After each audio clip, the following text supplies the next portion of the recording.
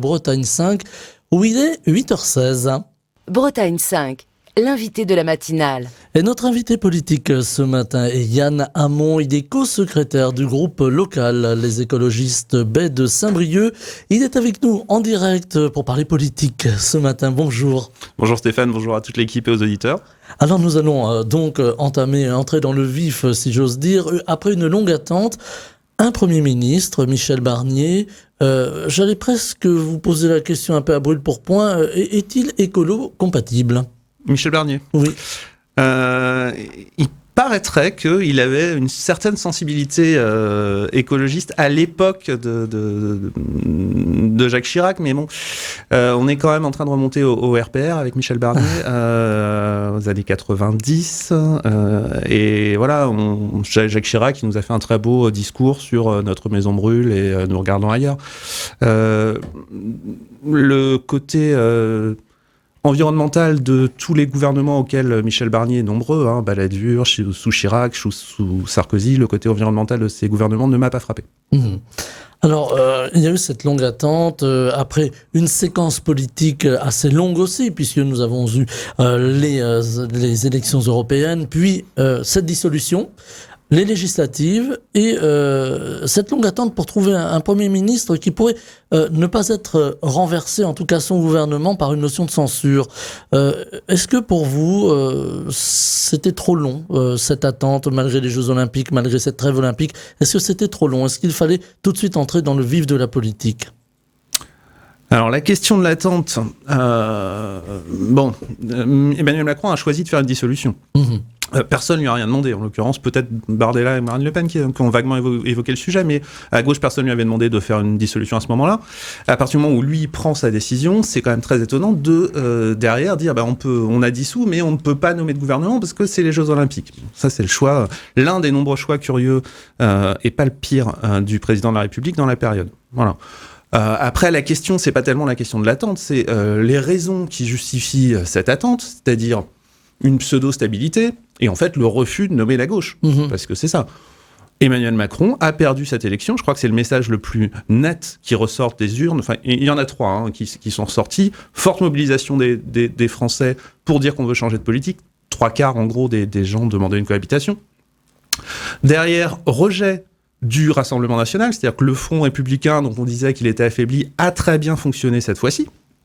Donc voilà, volonté de repousser, de ne pas laisser le Rassemblement national prendre les manettes, et puis quand même, victoire de la gauche, du Nouveau Front populaire qui est arrivé en tête.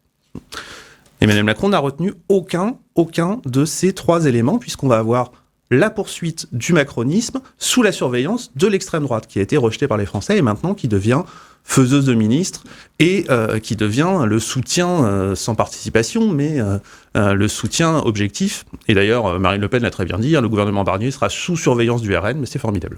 Voilà, donc si il y a motion de censure, elle pourrait venir du RN, si finalement Michel Barnier ne se plie pas à cette politique imaginée par le Rassemblement national. Voilà, et on sent qu'il donne tout de suite des gages à l'extrême droite avec cette histoire de ministère de l'immigration. Voilà, je vais y venir justement.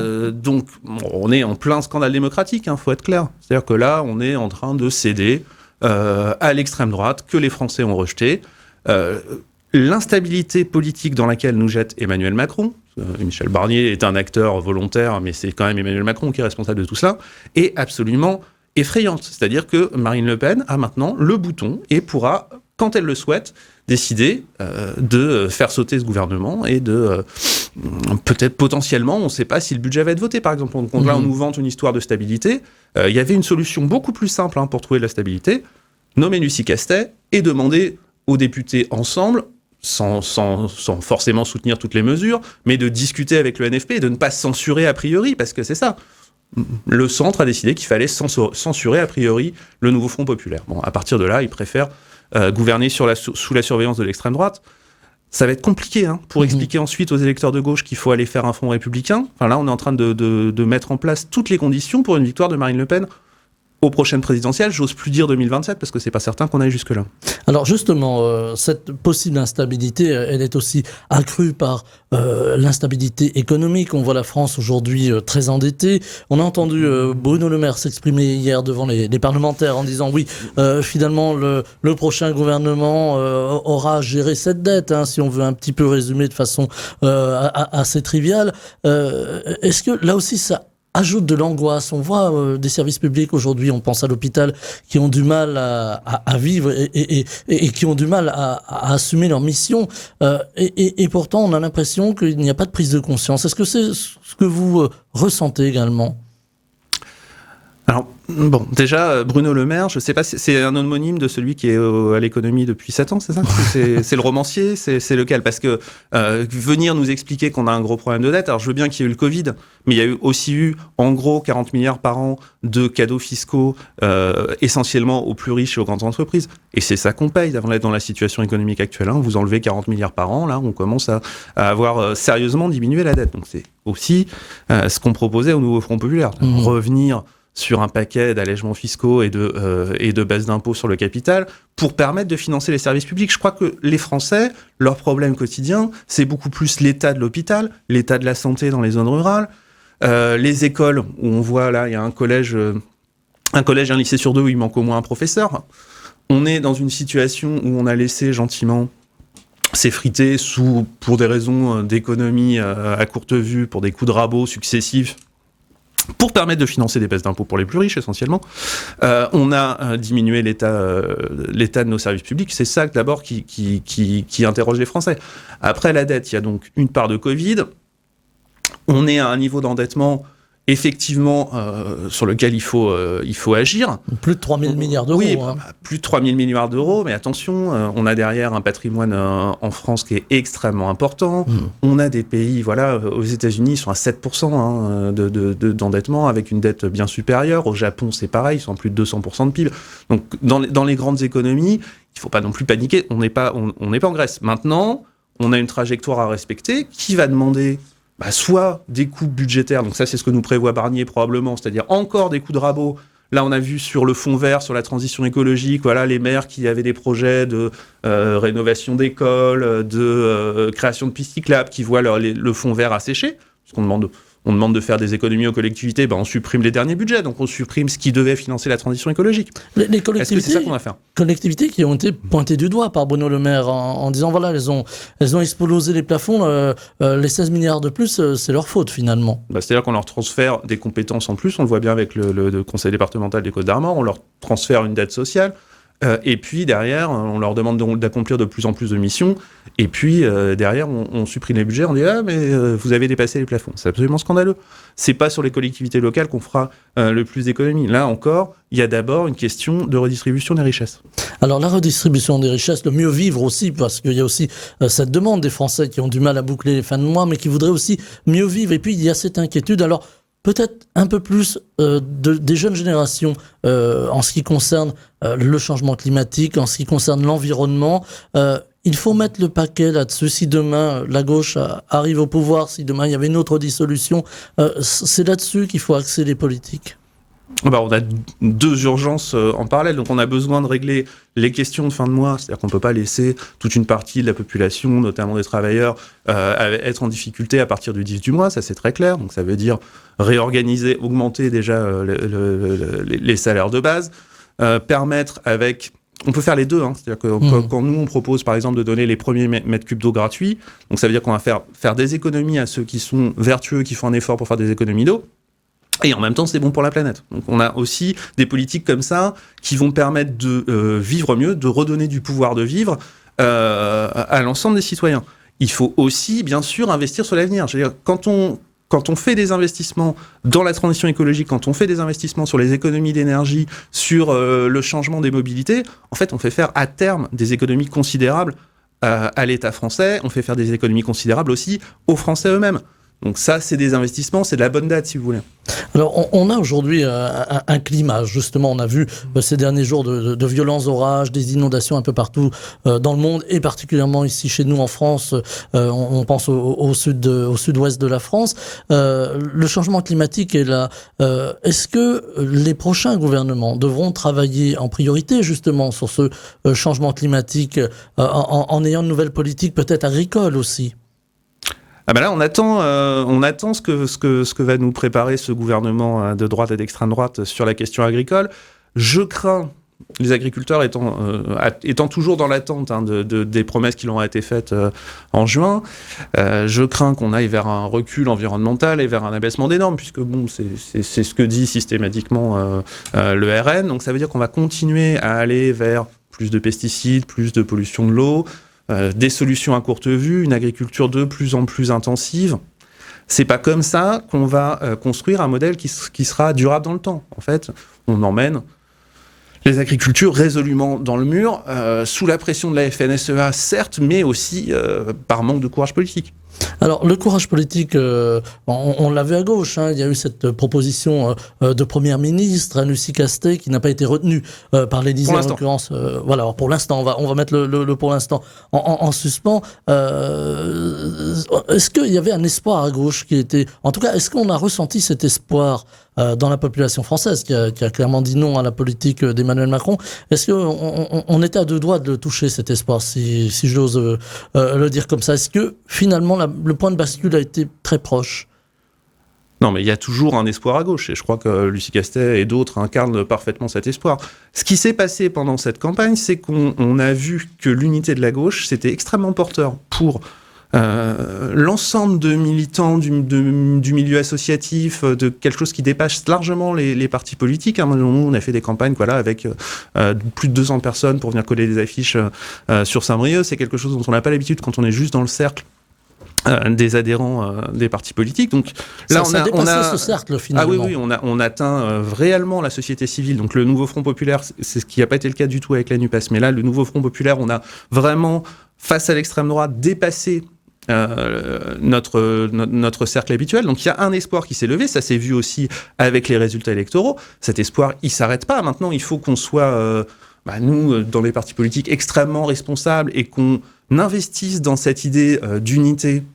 Au-delà des divergences, évidemment, on vient tous on a des sensibilités un peu différentes à gauche, il y a une forme de biodiversité. Il y avait beaucoup de courants qui se sont exprimés, ils ne sont pas toujours d'accord, mais le pari de fracturation de l'union de la gauche n'a pas fonctionné, en tout cas dans le camp présidentiel. Macron a essayé, c'est-à-dire que même avec des hypothèses comme ça, un peu farfelues, comme Bernard Cazeneuve, là, Macron a tout fait, et c'était son pari, je crois, depuis le départ, depuis la dissolution extrêmement rapide, comme ça, c'était de chercher à fracturer complètement la gauche.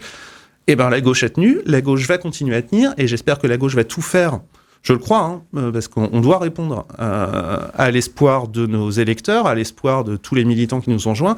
La gauche doit construire une solution, une candidature unique pour la prochaine présidentielle, et je crois qu'il faut qu'on s'y mette assez vite, parce que effectivement, la prochaine présidentielle, on voit que Édouard Philippe s'est déjà lancé, par exemple. C'est pas certain que ça soit en 2027, ça pourrait être beaucoup plus tôt que ça. Ce qui veut dire qu'on a du travail.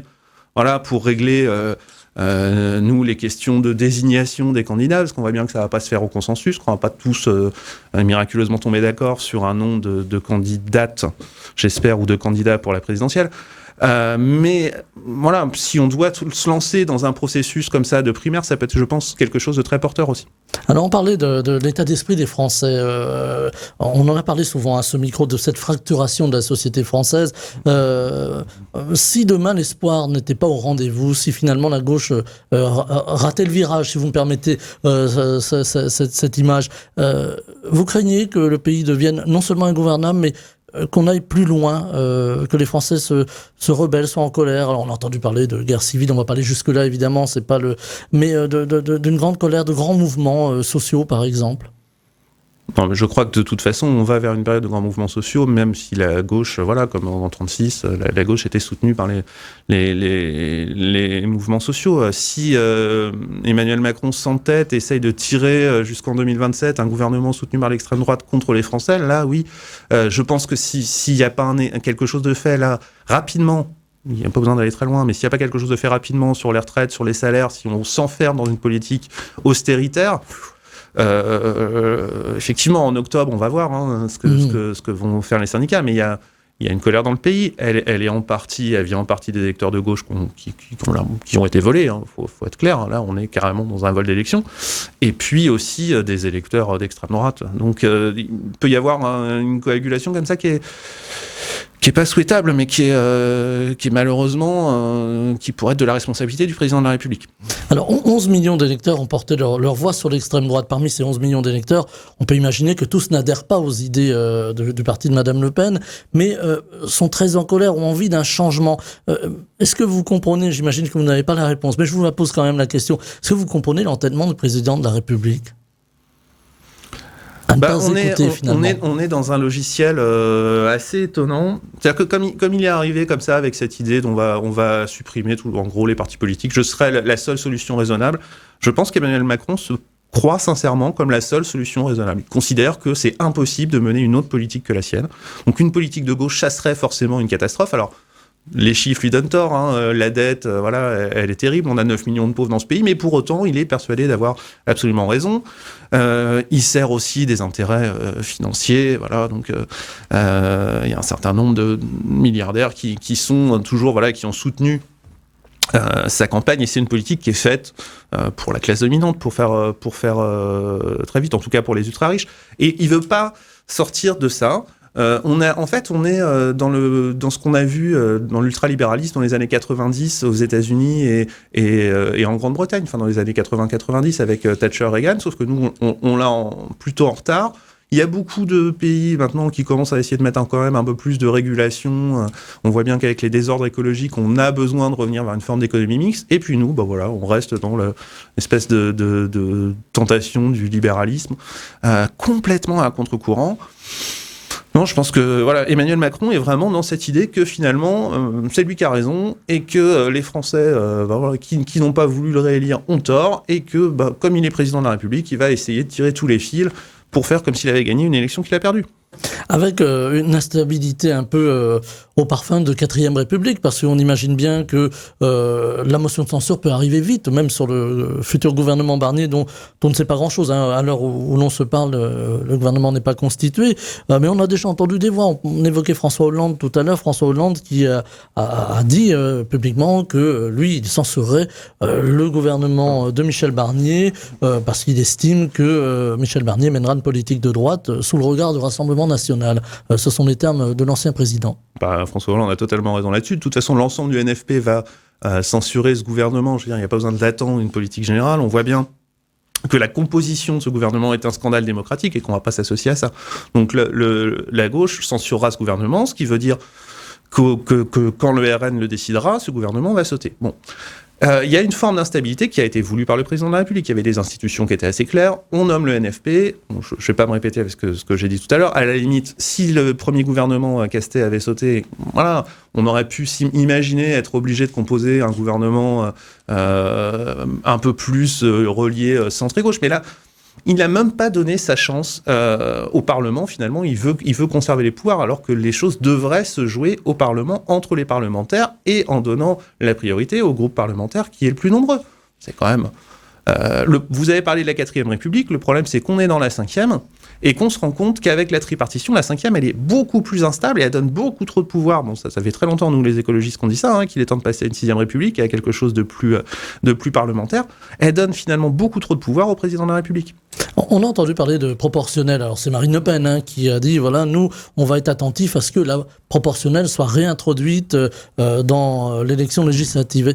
Est-ce que c'est une bonne idée, cette idée de proportionnelle ? Il y a déjà une proposition de loi qui a été déposée au Sénat par Mélanie Vogel, qui est une sénatrice écologiste. Donc nous, c'est une vieille revendication. C'était aussi dans le programme du nouveau Front populaire. Il faudra faire très attention à ce que ce soit une proportionnelle très transparente. Alors on verra s'il faut que ce soit régional ou national, mais en tout cas avec un cadre assez large. Il ne faut pas que ça soit cosmétique. Il ne s'agit pas qu'on ait 20% de proportionnel. Voilà, on passe réellement à la proportionnelle. ça réglerait effectivement une partie de la question, mais là, il faut aussi que on ait un président de la République qui du coup, se mette complètement en retrait. Parce que si on a une élection à la proportionnelle, là, il faudra demander au premier parti de former une coalition. Ça impliquera un dialogue approfondi, mais ça, c'est structurel. Là, du coup, si on a la proportionnelle, il n'y a pas le chois. Un dialogue plus approfondi entre les partis politiques. Ça veut dire que les coalitions, au lieu de les faire avant, on les fera après l'élection, en fonction du résultat et de la représentativité de chaque parti. C'est évidemment quelque chose de plus démocratique auquel il va falloir s'habituer.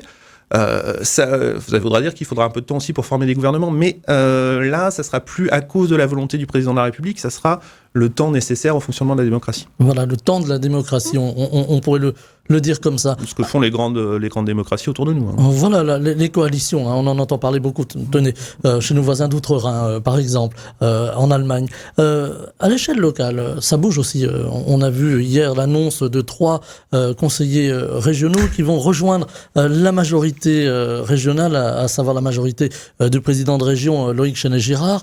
Est-ce que même à l'échelle locale, ces élections finalement créent des remous et interrogent? Je pense que ce sont 2 sujets qui n'ont qu'assez peu de rapport. En l'occurrence, les écologistes se sont clairement positionnés dans l'opposition au conseil régional. Voilà.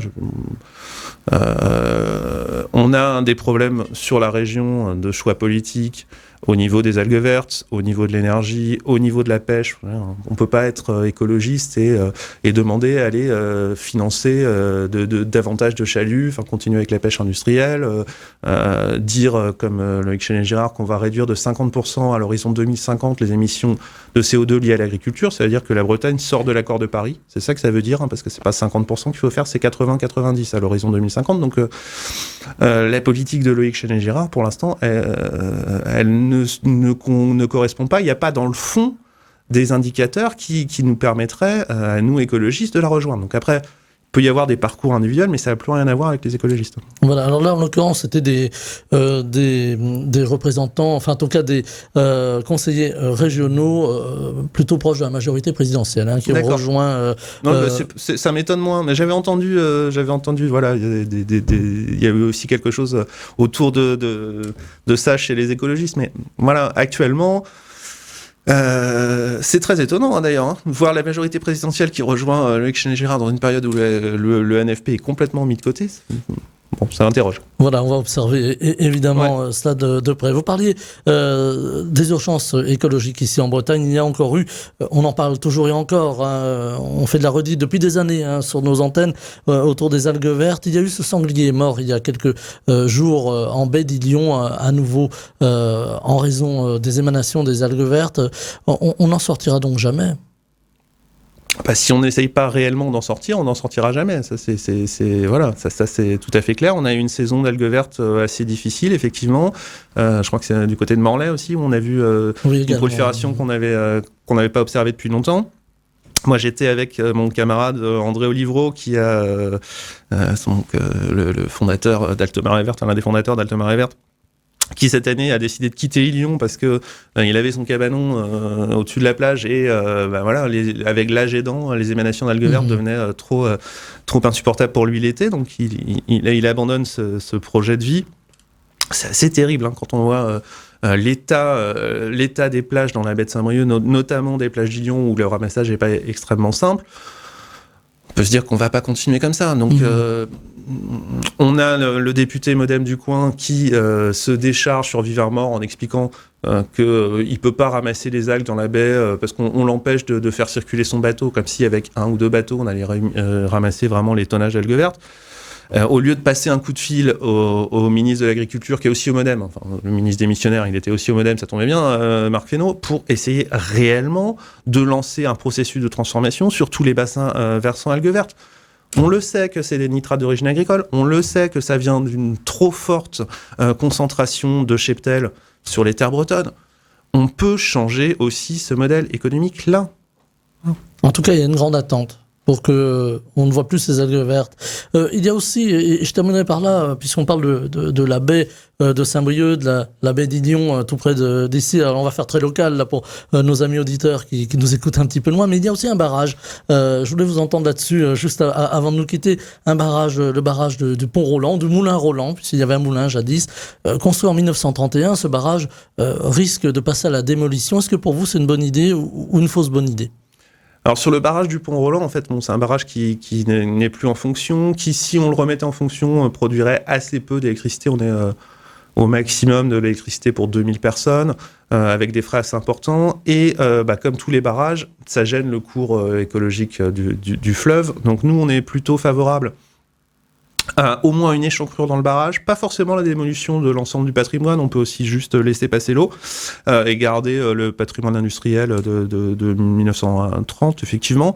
Mais il y a des cas quand même où la biodiversité, enfin l'avantage écologique ici, il est supérieur si vous détruisez le barrage par rapport à essayer de le remettre en fonction. Donc les écologistes sont favorables à une échancrure dans ce barrage. Voilà, je voulais ajouter cette petite touche locale parce qu'on en a beaucoup parlé et voilà, on suit le dossier de très près. Yann Hamon était avec nous ce matin, co-secrétaire du groupe local Les Écologistes Baie de Saint-Brieuc. Merci infiniment d'avoir accepté notre invitation. Puis on va se revoir, il y a encore beaucoup de choses à dire autour de l'écologie. J'espère qu'on viendra pour quelque chose d'un peu plus positif et dans un gouvernement qui sera un peu moins sous la pression de Marine Le Pen dans quelques mois. Voilà, on va suivre là aussi le dossier et il est vaste. Merci beaucoup, belle journée. Merci. Bretagne 5, Stéphane Hamon, le 7-9.